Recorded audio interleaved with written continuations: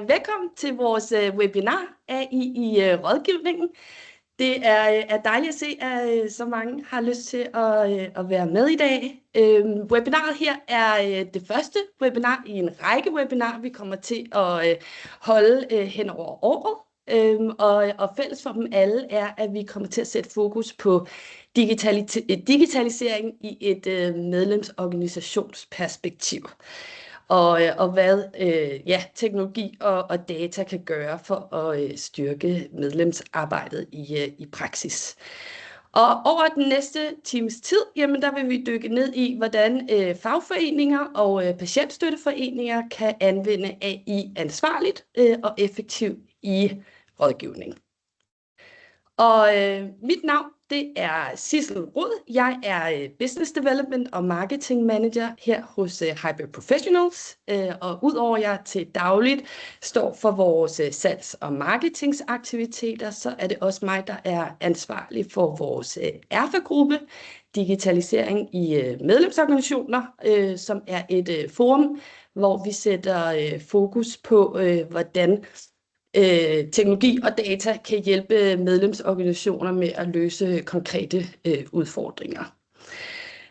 Og nogle af de aktiviteter, vi har i den her ERFA-gruppe, det er blandt andet webinarer som den her, men ellers så holder vi også et workshop, hvor vi fysisk møder og tager mere hands-on på nogle konkrete udfordringer, og det plejer at være de her halvdages arrangementer, hvor man også får muligheden for at spare på tværs af organisationer.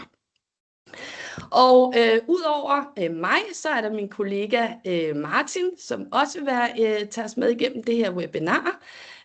Og så har vi også en gæst, Kim fra Destiny. Han er Head of AI, og de har lige lanceret et nyt, jeg håber man kalder det et AI-telefoni-værktøj.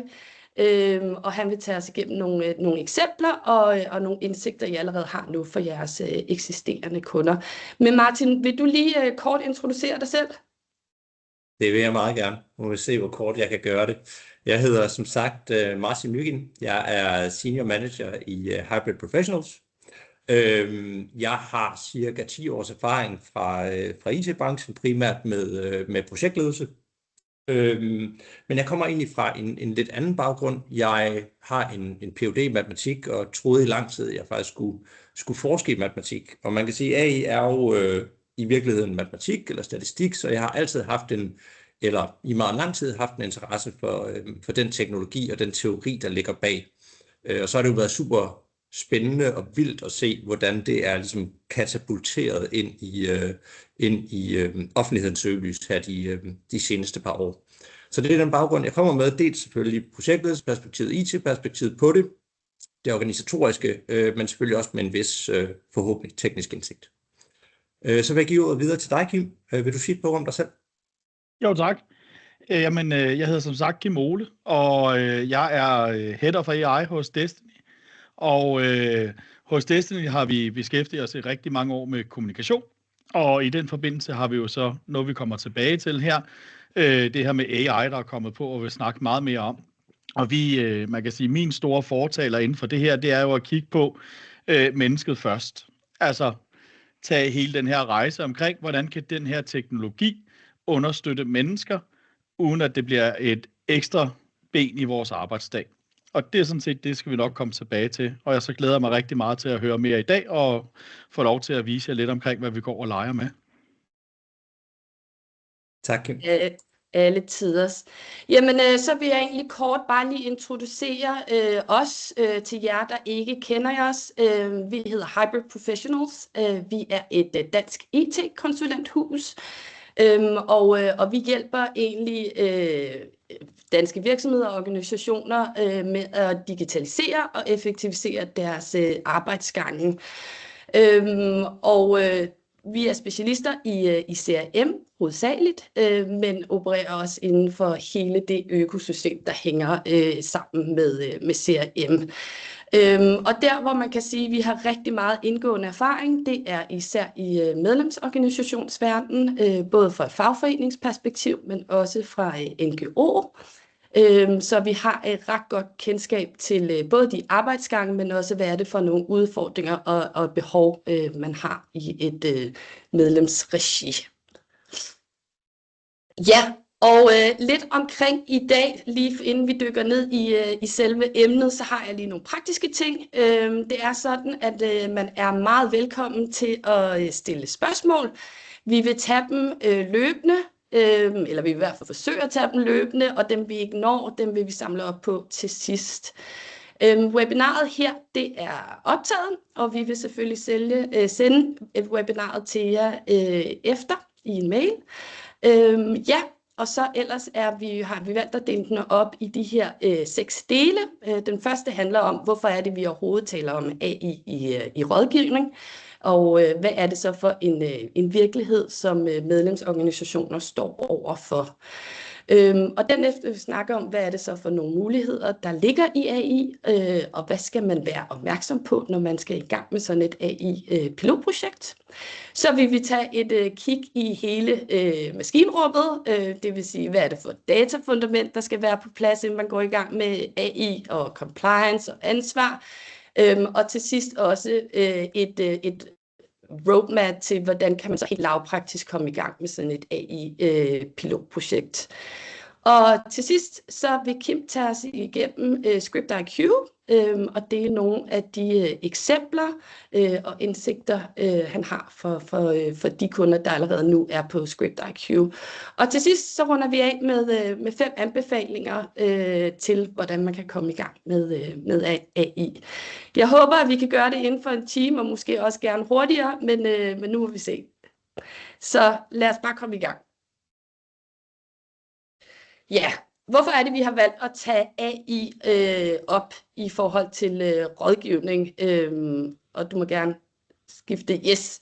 Jamen det er sådan, at tilbage i september sidste år, der afholdte vi vores første ERFA-møde, hvor vi havde inviteret en række medlemsorganisationer ind til at snakke omkring, hvordan man kunne gøre AI mere lavpraktisk i forhold til nogle af de udfordringer, man sad med i medlemsregi.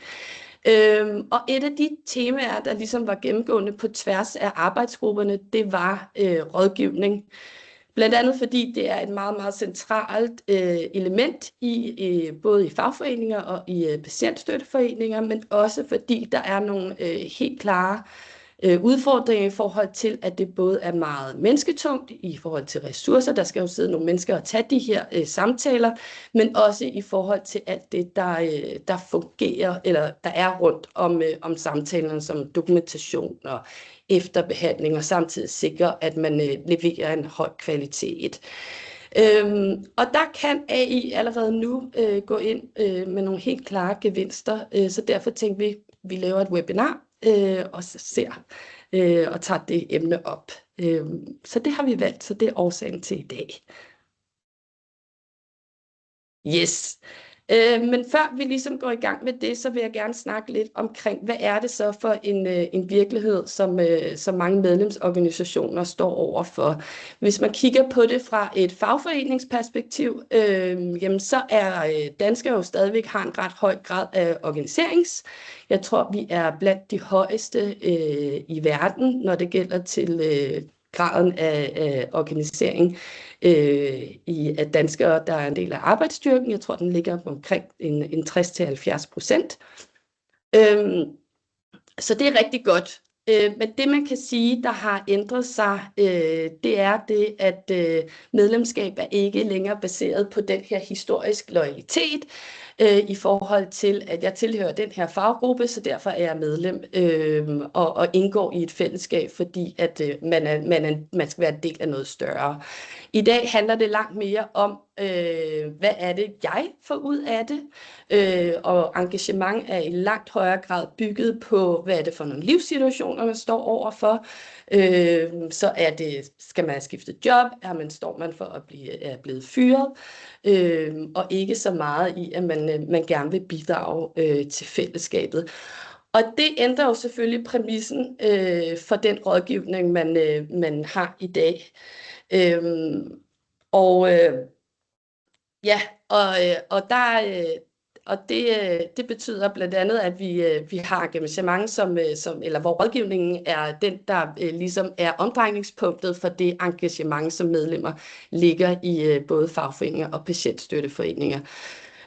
Og så kan man jo sige, at verden er jo blevet langt mere tilgængelig og hurtigere, og nogle af de forventninger, man har til måden, vi går ud i verden på, de glider også over i de forventninger, vi har til vores fagforeninger og patientstøtteforeninger. Og det betyder, at man som i rådgivningen forventer, at man får hurtigere svar.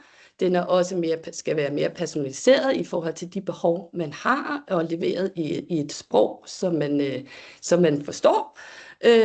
Og derudover så bruger mange medlemmer jo allerede ChatGPT til at spørge forud for, at man tager kontakt til rådgivning.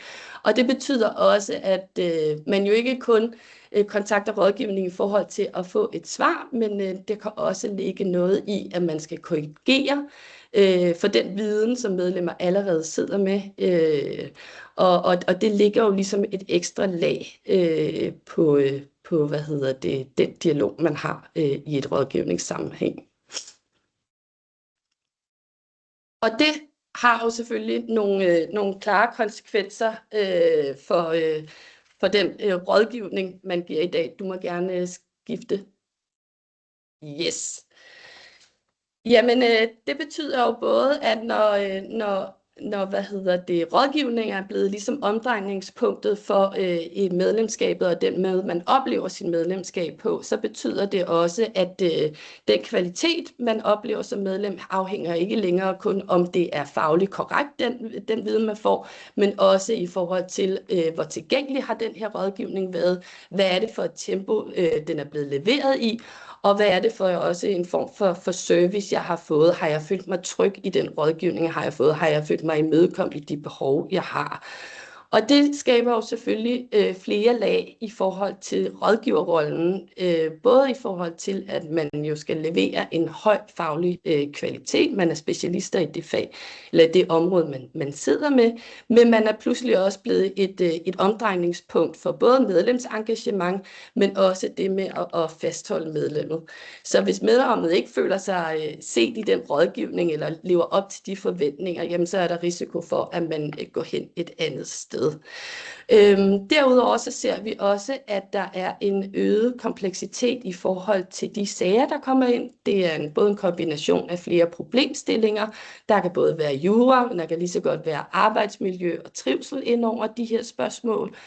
Så er der kommet langt flere krav til den dokumentation og den sporbarhed, som man har givet rådgivning på baggrund af. Og så er der jo også forventningen om, at man i langt højere grad bliver mødt som individuel medlem, og det skal den rådgivning også gerne afspejle. Og det skaber jo selvfølgelig nogle naturlige konsekvenser i forhold til den rådgivning, som organisationer som fagforeninger og patientstøtteforeninger så står overfor. Et er, at det selvfølgelig ligger et enormt højt ressourcepres og også kompleksitet i at sikre, at man får en ensartet og tryg, men også tillidsfuld rådgivning. Men der er også en helt klar kognitiv belastning på den enkelte rådgivninger, som jo pludselig har alle de her hatte på. Og derfor tænker jeg, at du hoppede lige lidt hurtigt videre, om det er fint. Men derfor har vi været inde og kigge på, hvordan kan AI så gå ind og understøtte det, uden at man nødvendigvis går på kompromis med den faglige kvalitet af rådgivningen, men også det tillid og legitimitet, der ligger i, at folk jo ofte søger et menneske, som er en del af en rådgivning. Og så har vi i den sammenhæng kigget på, hvordan AI kan understøtte det. Og Martin, der tager du over. Det vil jeg meget gerne, Sissel. Men først fik vi nævnt vores QA, Sissel. Det ved jeg ikke, om jeg kom til at springe over, men man er selvfølgelig meget velkommen til at stille spørgsmål oppe i QA, det er oppe i baren, og vi tager dem gerne løbende, og dem vi ikke når, dem tager vi efterfølgende. Det tror jeg fik sagt, men nu er det i hvert fald sagt igen. Det kan være det sagtens for mig, der misser den, men i hvert fald gør endelig brug af QA-funktionen, og så følger vi op så hurtigt vi kan. Alright. Der er jo ikke nogen tvivl om, at med al den hype og de vanvittige summer, der bliver investeret i AI lige nu, kan det være meget svært at ligesom skære igennem den hype, skære igennem alle de økonomiske interesser, der ligger, og forsøge at finde ud af, hvad fanden er sandheden her, og hvad er det, jeg skal tage fat i først, og hvor ligger den rigtige værdi. Og det her er vores ydmyge forsøg på at sige nogle lidt mere konkrete ting, og selvfølgelig også henvendt og målrettet rådgiverfunktionen og medlemsorganisationen. Og hvis vi kigger på, hvad man allerede har nu ude i landskabet set eksempler på, hvor der faktisk er konkrete eksempler på, at AI har skabt værdi, og nogle af de, hvad kan man sige, lavest hængende frugter i hvert fald. Jamen, så har vi hævet 3 eksempler frem her. Hvis vi starter med den til venstre, jamen, intern videnssøgning. Mulighed for i den dokumentation, du selv har til rådighed, om det er principafgørelser, om det er generel lovgivning, om det er tidligere sager, at have et AI-lag oven på det, som baseret på en henvendelse eller baseret på din egen søgning, kan hive det kan hive den relevante dokumentation frem og ligesom sørge for, at du slipper for at lave den helt brede søgning. Det har vi allerede nu set eksempler på fungerer ret godt. De positive konsekvenser, det kan have, jamen det er, at du reducerer din forberedelsestid, og hvis du kigger på nye medarbejdere, så gør det oplæringen væsentligt lettere, fordi de får noget hjælp i deres videnssøgning, og de får noget hurtigere opkvalificering simpelthen. Det andet eksempel, vi har med, som også giver super god mening i en rådgivningssammenhæng, er i forhold til kladeskrivning og i forhold til dokumentation. Når du har din kunde eller dit medlem i røret, og du skal opsummere, hvad der er blevet talt om, eller du skal dokumentere det, du skal skrive nogle next steps, jamen så kan AI også gå ind og hjælpe. Og det kommer Kim selvfølgelig til at fortælle meget mere om, når vi kommer til ScriptIQ. Der er jo en helt ultra konkret use case, kan man sige. Men helt generelt kan man også sige, at det er også her, hvor generativ AI kan gøre en stor forskel, og der allerede er eksempler på, at det virker rigtig godt. Det giver dig noget struktur på din journalskrivning, og så ved vi, at AI er super god til sprog, den er super god til at formulere budskaber på en klar og overskuelig måde, og det sørger selvfølgelig også for, at du får et ensrettet sprog, som du muligvis ikke har haft tidligere med en hel mængde rådgiver, som måske angriber tingene på forskellige måder.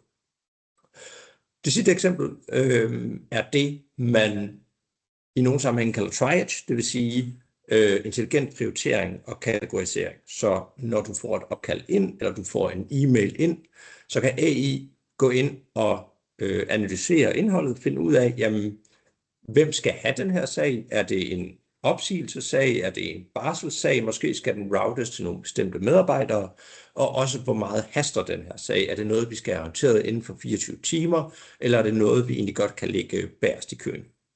Den effekt, vi ser her, er jo selvfølgelig, at jamen, du får behandlet dine sager i den rigtige rækkefølge, og det er de rigtige medarbejdere, der tager de enkelte sager. Så det er sådan det første spadestik på at gøre tingene en lille smule mere konkrete i forhold til AI og rådgivning. Og igen, når vi kommer til Kims præstation, så dykker vi selvfølgelig helt ned i det her opsummeringsscenarie.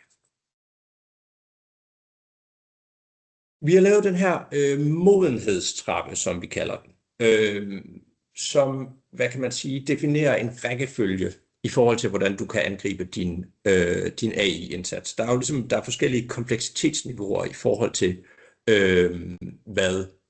hvor svært det er at implementere de forskellige AI-indsatser. Hvis vi kigger på det, hvad kan man sige, laveste niveau, jamen, så er det nogle af de use cases, jeg lige har beskrevet, kladeskrivning og videnssøgning.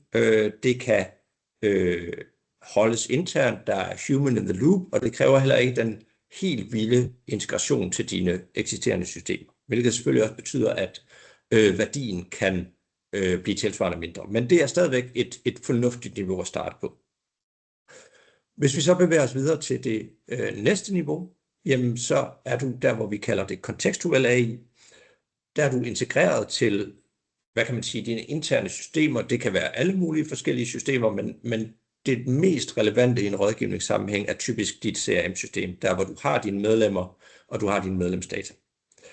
Det betyder så, hvis du giver en adgang til den data, og det kommer vi til at snakke mere om, jamen så begynder den lige pludselig at kunne tilbyde personaliseret rådgivning, der begynder at forstå det enkelte medlems situation, og deraf bliver rådgivningen og de, hvad kan man sige, klæder, den kommer med, og forslag til next steps og så videre, selvfølgelig også det meget bedre. Og så er der det tredje step, hvor du ligesom pakker hele din rådgivning ind i AI. Det inkluderer så også den her triage-funktion, hvor du kan sige, jamen når du får dine opkald ind, eller du får dine mails ind, så er det AI, der sørger for at prioritere. Den sørger for at sende den hen til de rigtige medarbejdere.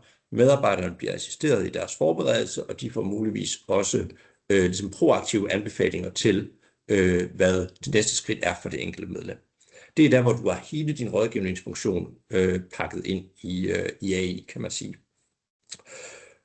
Og du skal ikke starte på step 3, du skal starte på step 1, du skal starte i det små. Det er en af de helt store pointer, som vi forsøger at komme igennem med her. Og den her modenhed, jamen det handler selvfølgelig dels om den tekniske kompleksitet. Det tager simpelthen noget mere tid, og det er mere komplekst, og man har måske brug for mere hjælp til at bygge ting på de senere steps. Det handler også om den organisatoriske modenhed, og det handler også om, hvor meget du skal undersøge i forhold til det juridiske, som jo også spiller en kæmpe rolle i de her scenarier.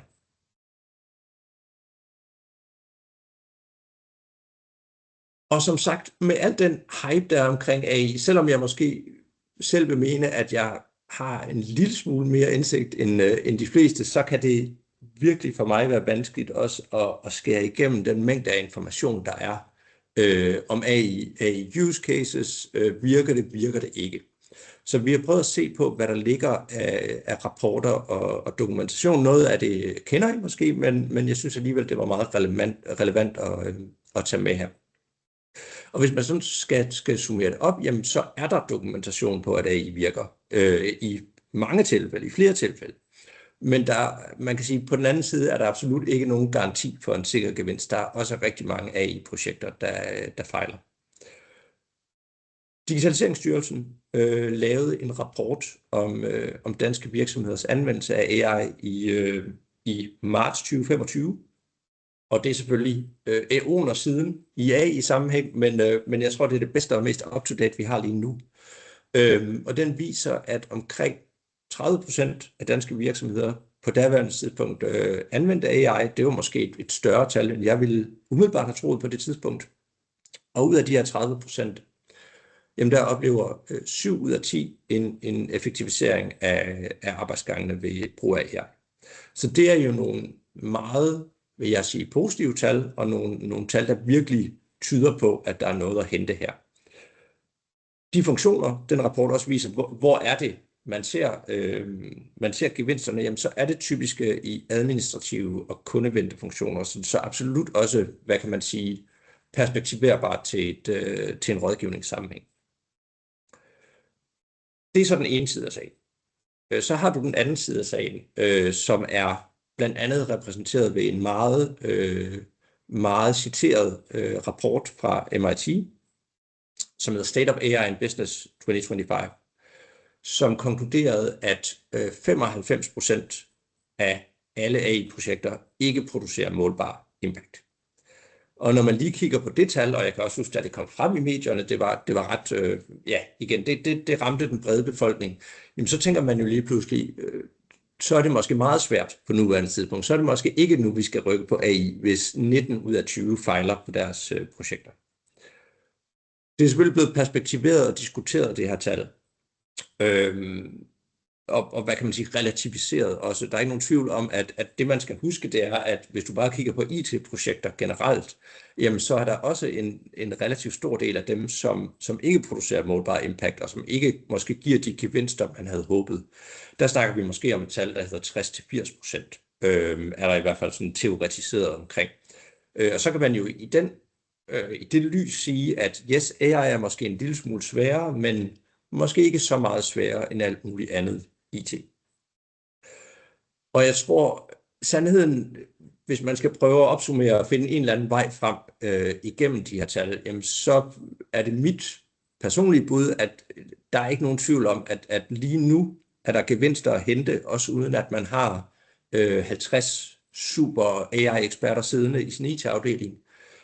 Der er lavt hængende frugter, men der er heller ikke nogen tvivl om, at vi er stadigvæk så tidligt i AI-perioden, at der er stor risiko for fejltagelser, og du skal tænke dig godt op i forhold til, hvad du gør. Og det er selvfølgelig også det, vi forsøger med den her præsentation, baseret på de samtaler, vi har med vores kunder, og det vi ser røre sig i branchen. Jamen, forsøge at opsummere de budskaber, der gør, at du faktisk kan lykkes med dit AI-projekt. Vi har et par danske succeshistorier med. Det er desværre ikke nogen, vi kan claime, at vi selv står bag. Men det er nogen, som har ramt de brede medier, og som også er perspektiverbare til en rådgivningssammenhæng. Og Kim kommer igen selvfølgelig ind på, hvad ScriptIQ har gjort, og alle de succeser, de har haft. Men hvis vi tager nogle af de sådan helt brede historier, så har jeg fundet en historie frem fra ATP, som lancerede i virkeligheden en use case meget af dem, vi allerede så på de tidligere slides. En assistent, som de kalder journalnotatassistenten. ATP sidder jo med administration af nogle af de her komplekse ordninger, vi har i Danmark, offentlige ordninger, boligstøtte, familieydelser osv. Og der er selvfølgelig en stor mængde rådgiver ansat til at kunne vejlede folk i, hvordan de her ordninger fungerer. De har lanceret den her assistent, som dels kan forstå indholdet af en samtale med en kunde eller et medlem. Den kan sammenfatte et kort og præcist udkast, og så kan den samtidig være alignet med de dokumentationskrav, der nu er i den danske lovgivning, så den sørger for, at det notatudkast, der bliver udfærdiget, jamen det er faktisk i overensstemmelse med den gældende lovgivning. Og igen er vi jo altid interesseret i, jamen, hvad ser vi af målbar effekt på de her ting, fordi det kan lyde så super fint, men hvad giver det reelt af gevinst? Og der rapporterer at ATP, at det har givet en reduktion i den tid, de bruger på journalskrivning på 20%. Så det er immervæk en betydelig reduktion i den her tid, de bruger. Så der er ikke nogen tvivl om, at det er et helt tydeligt, klart resultat baseret på AI, og det er jo selvfølgelig også noget, som de sidder og bygger videre på, og en rejse, de først lige er begyndt på i virkeligheden. Det andet eksempel er ikke fra en medlemsorganisation, eller en fagforening, eller en patientforening, men dog sammenligneligt, fordi der er tale om en rådgivningsfunktion, hvor vi også har en høj grad af compliance og regulering. Og det handler om det daværende Topdanmark, som jo nu er blevet integreret i If-koncernen. De lancerede den første chatbot, generativ AI-chatbot på det danske marked tilbage i 2024. Den hed på daværende tidspunkt TopGPT, og nu efter integrationen i If, så hedder den IfGPT. Og det er jo en chatbot, som vi kender den, men selvfølgelig skræddersyet til den situation, der nu er, så den kender vilkårene på If og Topdanmarks forsikringer. Hvis du har logget ind, jamen, så kender den også dine kundedetaljer, den kender hvilke forsikringer du har, hvad din historik er, og kan rådgive dig dermed langt bedre.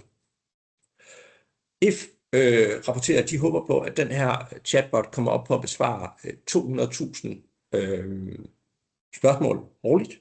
Så det er jo helt tydeligt det tal i sig selv viser jo, at der er tale om både mulighed for besparing og også simpelthen bare forbedring af kundeoplevelsen.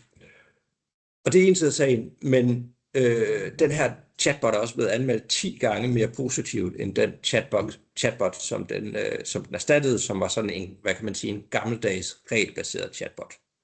Så der er nogen tvivl om, det er en klar målbar effekt, og det har gjort en stor forskel og taget meget pres af Topdanmark Ifs kundeservice at have den her robot.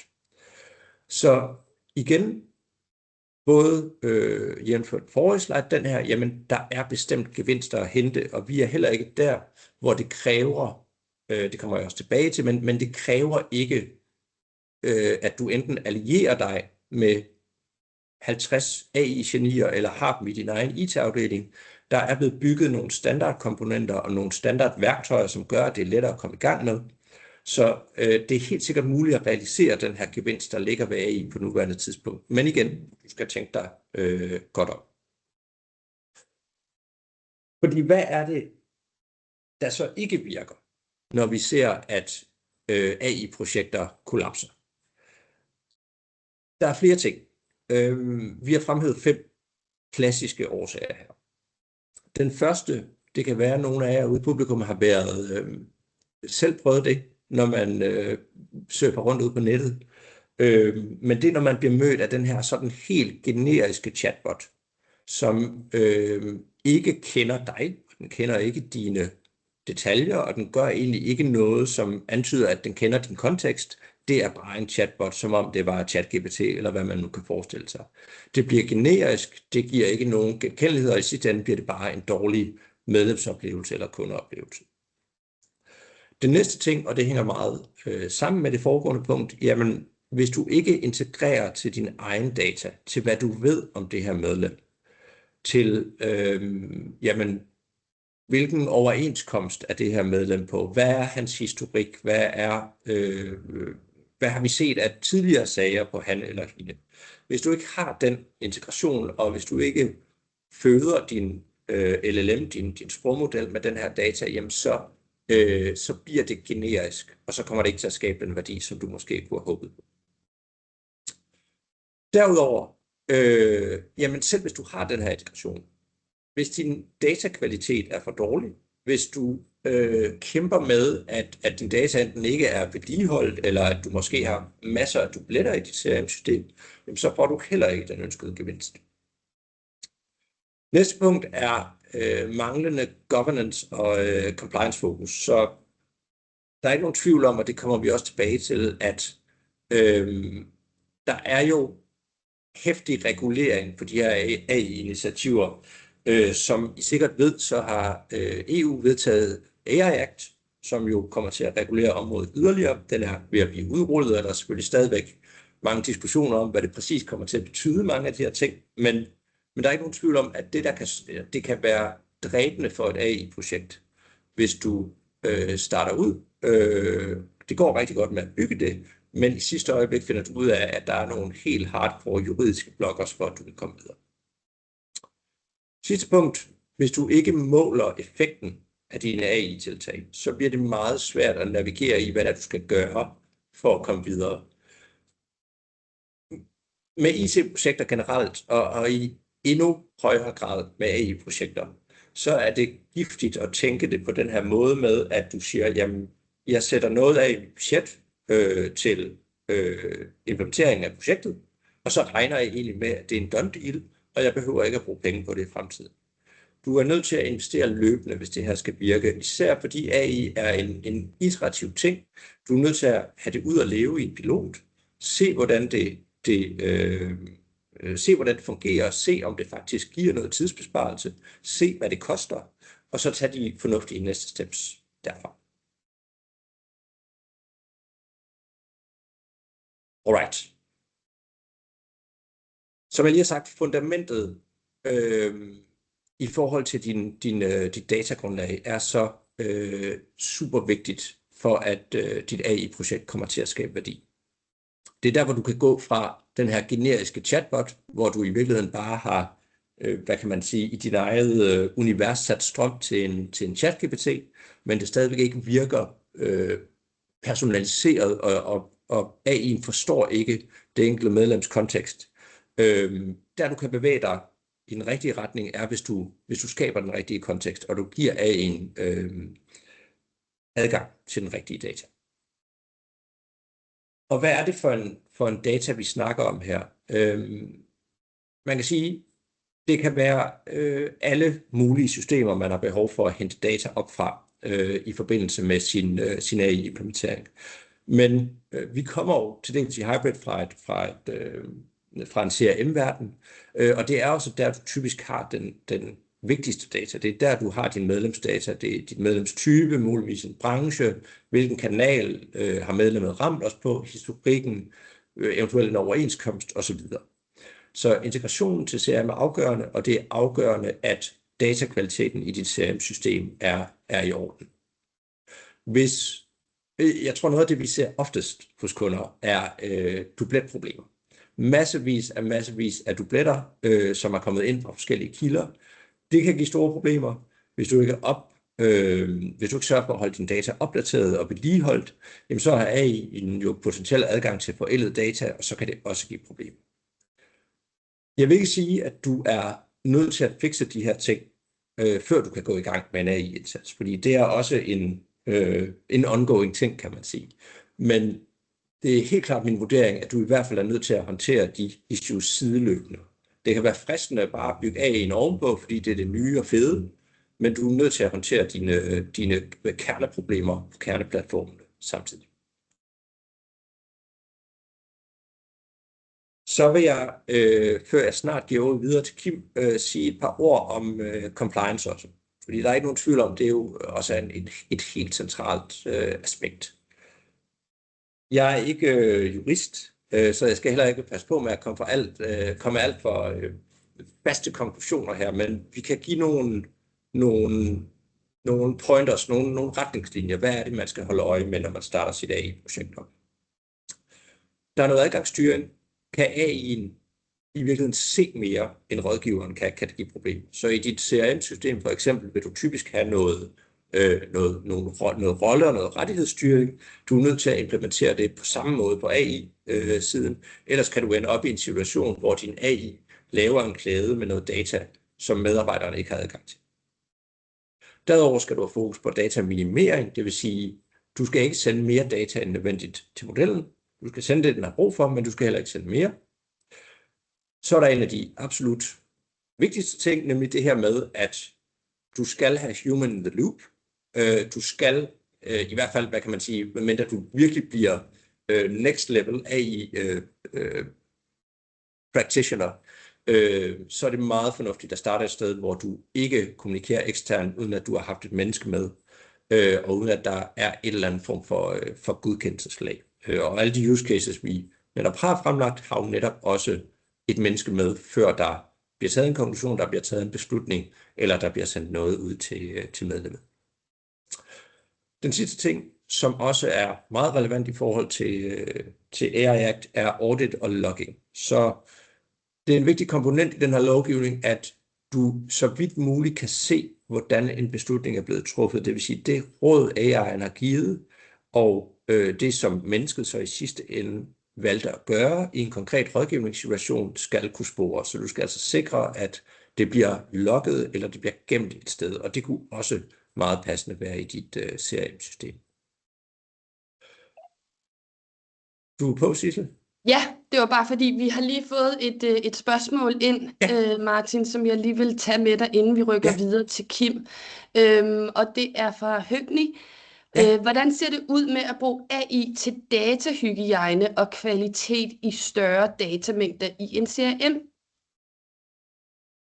Altså, jeg vil sige, det ser fint ud på den måde, at det er noget, der er udviklet værktøjer til, men det er et AI-projekt i sig selv. Det er ikke sådan, at vi kan sige, at vi arbejder meget i Microsoft-universet, og der er værktøjer stillet til rådighed i Azure til den her slags ting, men det er ikke et sted nu, hvor du bare kan trykke på en knap, og så kører det, og så er den ryddet op i dubletterne. Det er et AI-projekt i sig selv, at få styr på sit data i for eksempel et CRM-system.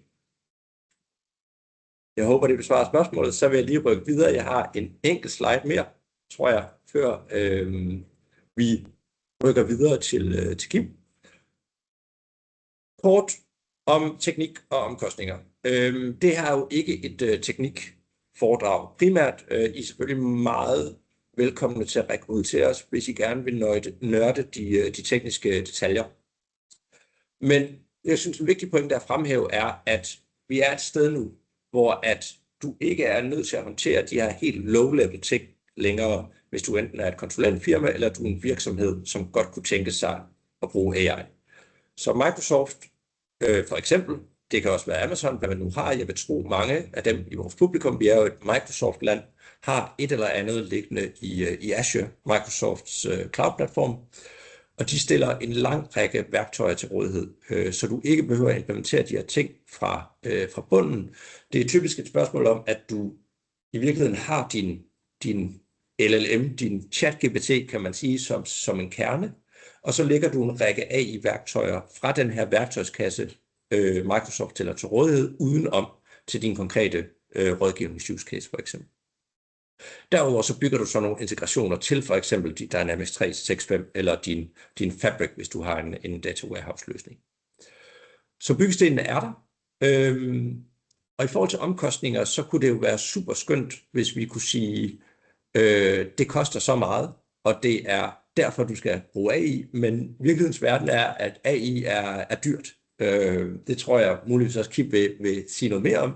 Det kan også give store forbedringer og effektiviseringer, men det bliver en vurdering, hvor man siger, vi bruger måske de her cloud services, som koster så og så meget i consumption, afhængig af, hvor mange opkald har vi, hvor mange dokumenter skal vi trække på. Det giver en eller anden kost, som du evaluerer i et pilotforløb, og så stiller op imod, jamen, hvor meget tid sparede vi faktisk på det her. Så man kan måske have den her tendens til at tro, at AI er super billigt, fordi vi kan jo alle sammen bruge ChatGPT gratis, men det er ikke sådan, det fungerer i en enterprise-sammenhæng, og det er ikke nogen let vurdering. Altså det er noget, man skal tænke sig godt om i forhold til, om baseret på resultatet af en pilot, giver det så faktisk mening at køre videre. Vi har opsummeret alt det, jeg lige har sagt, i en sådan helt konkret roadmap-plan, kan man sige. Afklaring af strategi, step 1, step 2 pilot. Altid køre pilot på de her ting, fordi gevinsten og omkostningerne stadigvæk er usikre. Det kunne for eksempel være de her AI Copilot use cases, vi har fremlagt. Se på at holde det internt, eventuelt en afgrænset faggruppe. Har du nogle medarbejdere, som sidder med noget super komplekst eller super rutinepræget, som de bruger lang tid på, jamen så er det måske de her 10 medarbejdere, du skal gå ind og prøve noget AI på. En lukket brugergruppe, hvor du så kan måle effekten. Dels er der nok noget kvantitativt, du kan måle, jamen tog vi faktisk flere opkald hen over den her periode, og der er nok også noget kvalitativt, du kan måle. Er medarbejderne gladere? Føler de det faktisk gør en forskel, og at vi måske endda højner kvalitet? Dernæst kan du se på at integrere dine datakilder, din CRM, kig på din logging og dokumentation, de ting, der skal være på plads, hvis du skal lancere det i en større sammenhæng, og så kommer så din ekspansion og din kontinuerlige forfining af din AI. Alright. Jeg har forsøgt at gøre det lidt konkret her, men nu skal vi gøre det super ultra konkret, tænker jeg, Kim. Så vil du ikke fortælle lidt om ScriptIQ og det, I går og laver? Det vil jeg meget gerne. Tusind tak, Martin, og tak for indblikket. Skal vi bare se en gang her, og så skal man lige trykke på en ekstra knap, apropos teknologi. Sådan der. Jamen, pænt goddag igen. Jeg vil lige kort sætte ord på, fordi det får jeg tit at vide, jeg glemmer.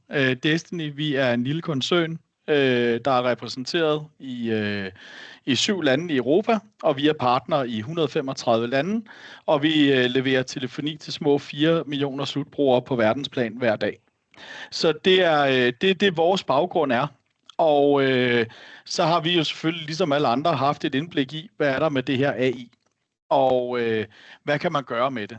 Jeg vil gerne starte med at indlede. Jeg er ved at være ret træt af, at folk siger, at du kan lige hente den her app, eller du kan lige gøre sådan her, og så har du fået en magisk hverdag. Især på arbejdet, så er der altid et nyt værktøj, man lige kan tage i brug.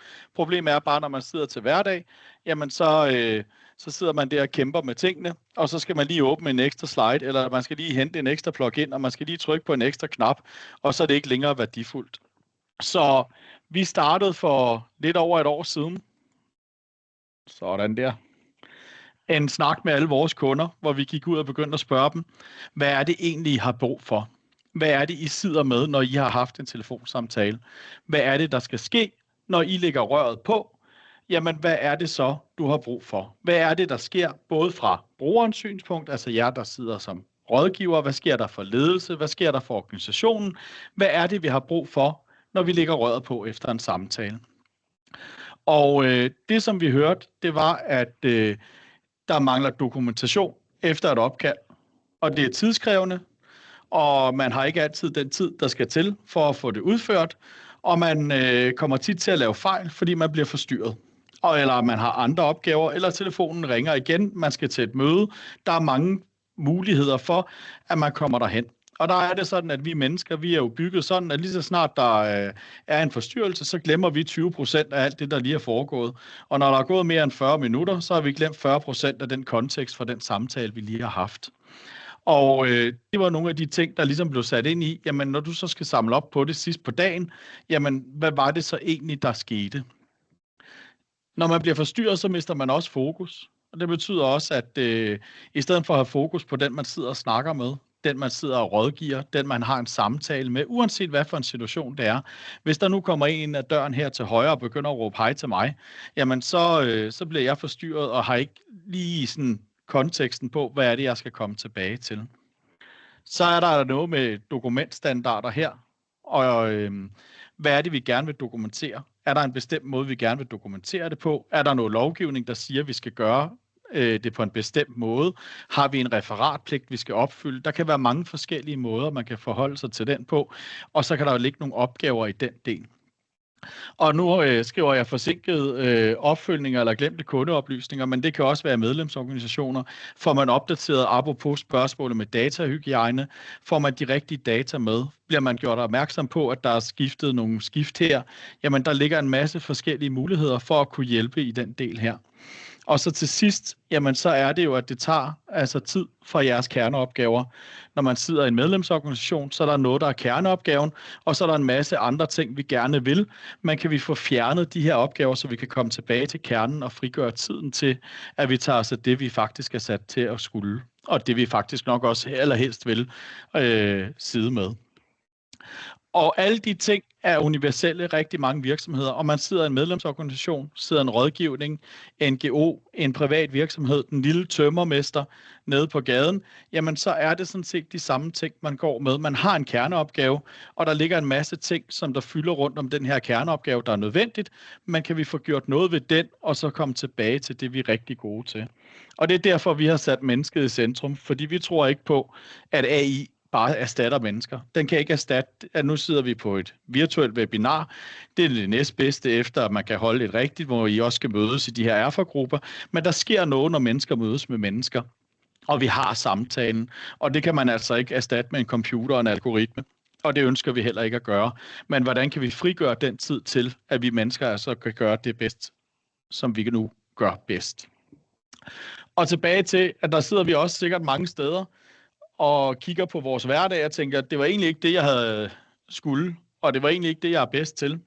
Men kan vi frigøre den tid, så medarbejdere, ansatte, kollegaer ikke føler sig overbelastet og stresset i deres hverdag, man har tid til det at gøre det, de gerne vil. Giv tid til den her meningsfyldt arbejde og det her engagement med medlemmer, kunder, internt, eksternt. Det er sådan set, uanset hvad det drejer sig om, at man får gjort det. Samtidig med, at vi så løser det, som en organisation gerne vil have, det er, jamen vi vil gerne have de her forskellige ting opfyldt med bedre dokumentation og rigtige opgaver udfyldt, jamen kan vi tage og få AI til at lave den opgave for os. Og hvordan gør vi så det? Jamen, jeg har ikke nogen smarte apps. Jeg har ikke noget demo, jeg kan vise jer, fordi det her, det foregår alt sammen bagved, uden at man lægger mærke til det. Man har et telefonopkald. Det er en samtale mellem jer og jeres medlemmer, eller kunder, hvad man kalder det, internt kollega. Det er alt efter, hvad man gerne vil have det på, og hvor det giver mening, og hvor det er vigtigt. Tilbage til det, Martin snakkede om. Man skal gøre det der, hvor det giver mening, og man skal ikke gøre det, fordi det er smart, eller fordi man kan. Og det vi kan så gøre, det er, at vi optager samtalen. Det gør vi egentlig kun for at have backup, så den springer vi lige over. Og så kommer vi over til transkriptionen. Og transkriptionen, det her, der er rigtig mange. I har sikkert set det på Teams, så kører den derude, man har fået slået til. Har du ikke fået slået til på det rigtige sprog, så bliver det endnu mere volapyk, end det nogle gange er. Og det er der, hvor vi skal ind og give den kontekst. Og det, som vi har gjort, der er helt unikt, det er, at vi også har en lille motor. Så når jeg siger og eller for nyst og hostet, så fjerner vi det, fordi det har ikke nogen værdi for den kontekst, vi skal til. Og når vi så har fået en transkription, så er det vigtigt, at vi kommer ind og kigger på, hvad skal vi så bruge den til? Fordi hvis jeg bare sender den til jer og siger, værsgo, nu kan I så arbejde videre med den, så giver den endnu mindre mening, end hvis man bare selv gjorde sit arbejde, og så har vi ikke fået noget ud af det. Og det her AI er helt fantastisk, fordi når vi går ind og giver den kontekst, som Martin så pænt nævnte, så kan vi analysere, vi kan identificere, hvad er det for nogle arbejdsopgaver, jeg skal have løst, og vi kan sætte det i system, vi kan putte det op på den samme måde, så det altid er nemt. Og så kan vi forfine og strukturere de her data, sådan så vi kan gøre det på forskellige måder, sådan så at når man lægger røret på, så får du løst de arbejdsopgaver, både som du selv skulle have udfyldt, eller som der ligger i efterbehandling, referat, men måske også noget dataopsamling, som man gerne vil bruge til at kunne tage med ind i sin videre rejse på at kunne gøre nogle andre ting. For eksempel bygge en bedre chatbot, fordi man kan bygge den ud fra den måde, I snakker med jeres medlemmer på, den måde, I løser problemerne på, jamen så har man den data til rådighed også. Og så får man simpelthen et resultat færdigt klar til brug. Det kan se sådan her ud. Det er ikke sådan her, det ser ud, når man modtager det, fordi vi gør meget fan af, at man modtager det for eksempel ind i sit CRM-kundesystem, eller der, hvor man arbejder i forvejen, at man får data til rådighed, der, hvor man har brug for det, og hvor der man arbejder med det. Men herover der har vi et eksempel på en kundeservice-samtale hos os, og så beder vi den om at sige, hvad er det, vi gerne vil have ud af den, og så får vi det sådan i pæne ord sat op herover i en struktur, vi selv har bestemt. Og det er jo der, hvor det kommer ind til, at det er jer, der har forstand på, hvordan ser det ud hos os, hvad er det, vi gør, hvad er det, vi skal til at gøre, og hvad er det, vi har behov for. Det er jer, der har brug for det. Og det er tilbage til kontekst igen. Fordi hvis jeg ikke har fortalt den, at den har med telefoni at gøre, og det er hos Destiny, og det er det her, det drejer sig om, jamen så får den ingen mening i det, vi sidder med her. Og skal kigge på efterfølgende. Og som jeg plejer at sige, prøv at forestille jer, at du har fået verdens klogeste medarbejder, men du har bare glemt at fortælle ham, hvad det er, han arbejder med. Så er det sådan lidt svært at forholde sig til, hvad det er, man egentlig skal gøre, og hvad man skal forholde sig. Så hvis man tog, for eksempel, vi kunne sige Sissel, hun er jo en rigtig dygtig pige, der sidder her og kan rigtig mange ting. Hvis jeg tog hende ind i et mødelokale op hos os og sagde, nu skal du lave et referat af mødet, og så skal du fortælle mig de 3 vigtigste ting for mødet, så vil jeg være 70% sandsynlighed for, at hun vil ramme rigtigt, og der vil være 30% sandsynlighed for, at det vil være noget værd markværk, der kommer ud i den sidste ende. Og det samme gælder for AI. Så vi skal give den kontekst, vi skal fortælle dem, hvad det drejer sig om, og det er det, der er hele nøgleordet i det her, det er at få det hele til at blive summeret op inden for det, I har behov for. Hvad sker der så? Det er sådan set for vores verden. Jamen, så kan man modtage en mail. Det er der, de fleste apropos det med at starte småt, validere i små grupper. Det er, at man får noget ud, hvor man modtager en mail, hvor man siger, okay, er det her brugbart? For valideret, er det et godt resultat? Kan vi bruge det til noget? Og så kan man selvfølgelig bruge det til at putte det ind i sine systemer. Det er den billigste, effektive måde at gøre det på, fordi så har man ikke gået i gang med de her stjernekrigsprojekter og begyndt at forholde sig til, at nu skal vi have det ind i et eller andet, og den skal gøre noget andet. Nej, start med en 3-4 mennesker, få det ind, få valideret, at det her er noget, vi kan bruge til noget, giver den os de resultater, og kan vi arbejde videre med det. Og så kommer man til næste, og det er også, og jeg undskylder, at jeg sidder og peger meget med mine hænder.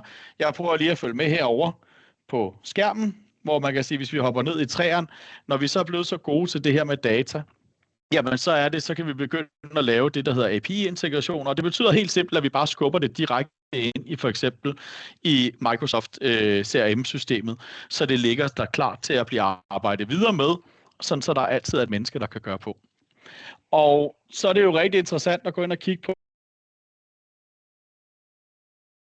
hvad er det så, vi egentlig gerne vil med de her cases, og hvad kan vi gøre? Vi har døbt det Script IQ-effekten, og det er jo det, vi kalder ananas i egen juice, men det er, fordi vi er rigtig stolte af, hvad det er, vi faktisk opnår sammen med vores kunder. I den her case, der er vi inde og kigge på nogle projektledere, på, hvor de har, ligesom når man sidder i rådgivning, man kan have lange samtaler, man kan have mange informationer, der er mange ting, man skal processere, der er mange ting, man skal gøre efterfølgende. Og de leverer en masse teknologiske med hjemmesider, AI-funktioner, søgeord og alt muligt, der kører i forhold til den her del. Hvis man sætter det ind i kontekst i forhold til jer, jamen så kan der være forskellige dele af, når man sidder og har en samtale. Jamen der er nogle informationer, man modtager, dem skal man tage og overlevere, eller man skal gøre noget med dem. Så de har hele den her proces, der kører, og de bruger cirka 30-45 minutter på et onboarding-møde, hvor de sidder og snakker omkring de her forskellige ting. Og hvad er det så, der skal ske efterfølgende? Jamen, de skal lave en overdragelse til nogle andre, der skal arbejde videre med de informationer, de har taget.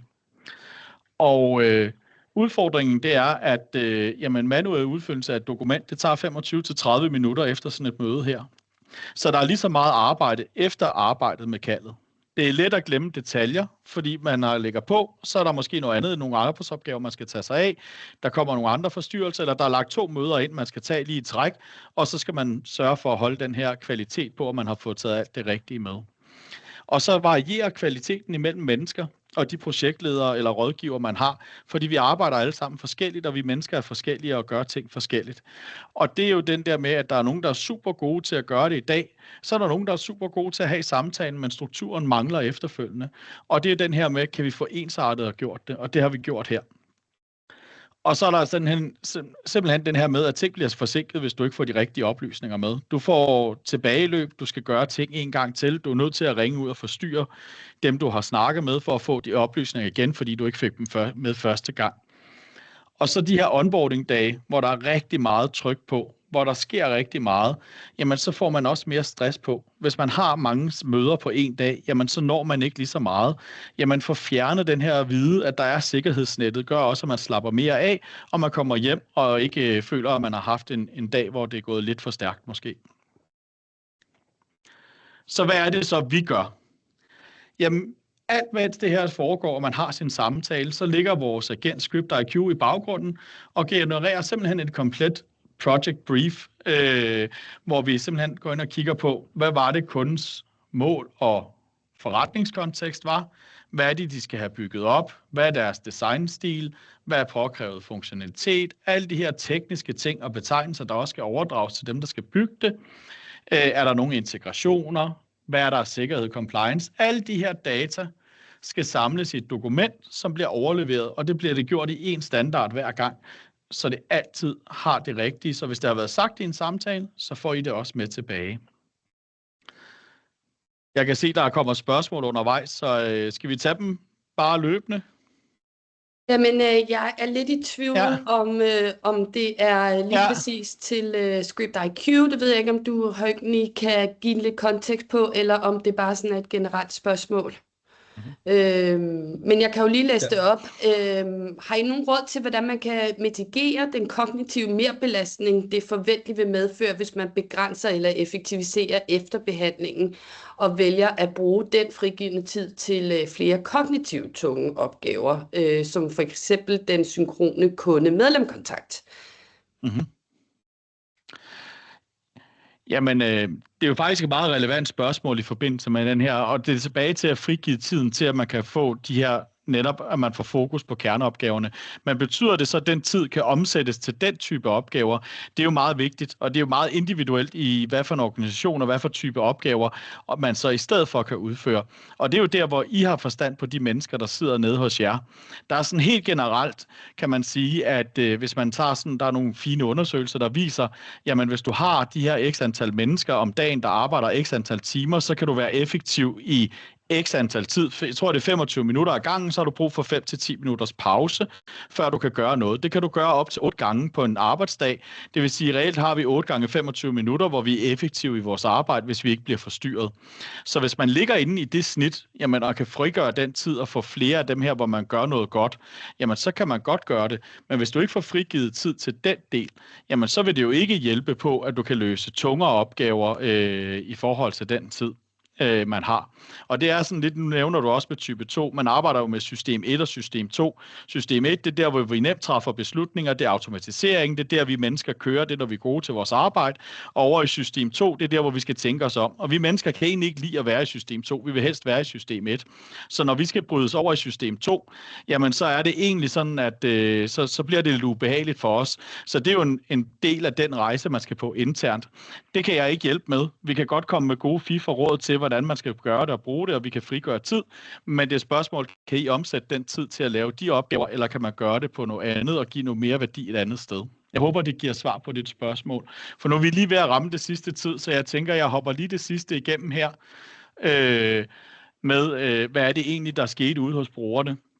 Og det er den her med, at de får altså det hele overdraget direkte. Der er næsten ingen fejl i. Der er altså fejl i, når man laver AI. Den hører også forkert. Den er også bygget af mennesker, så der er altså fejl, når vi sidder i det. Så der skal altid human in loop, som Martin også nævnte. Det er også en del af det her med lovgivning i forhold til EU og AI, og det er den del, der ligger der.